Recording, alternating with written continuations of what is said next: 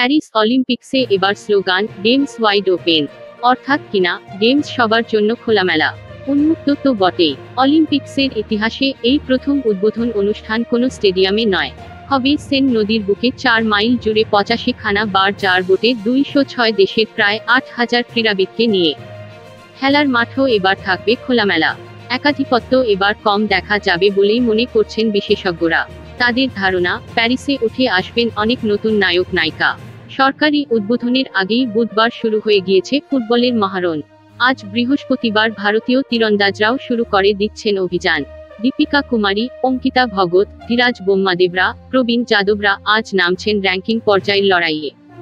ভারতের অন্যতম নামী প্রাক্তন তীরন্দাজ রাহুল বন্দ্যোপাধ্যায় বলছিলেন, এবার অলিম্পিক্সে কোরিয়া, ফ্রান্স, ইতালি, চীনের দাপট খর্ব করে ভারতের পদক জেতার প্রবল সম্ভাবনা। বিশেষ করে টিম ইভেন্টে লন্ডন অলিম্পিক্সে খেলা রাহুলের বিশ্লেষণ, 12 টিম লড়াই করবে পদকের জন্য। সেখানে 3 থেকে 4টে ম্যাচ জিতলে পারলেই পদক পাওয়া নিশ্চিত। এক্ষেত্রে র্যাঙ্কিং পর্বে ভালো ফল করে 4 থেকে 8 নম্বরের মধ্যে থাকলে সেমিফাইনাল পর্যন্ত উঠে যাওয়ার সুযোগ।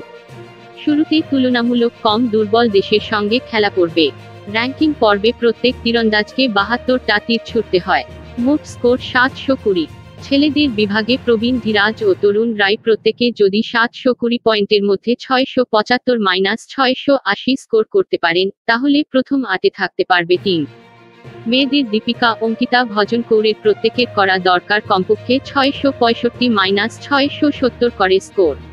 3 জনের মোট স্কোরের যোগফলের উপর টিমের র্যাঙ্কিং নির্ধারিত হবে। আবার এই র্যাঙ্কিং প্রত্যেক তীরন্দাজকে তাদের ব্যক্তিগত সিঙ্গলসের লড়াইয়েও ক্রীড়াসূচিতে ভালো জায়গা করে দেবে। বাংলার বধূ দীপিকার কাছে এটা চতুর্থ অলিম্পিক্স।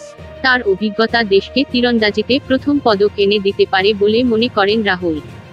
দেশের একমাত্র বা-হাতি তীরন্দাজ সিথির মেয়ে হলেও তাকে বাংলার প্রতিনিধি অবশ্য বলা যাচ্ছে না।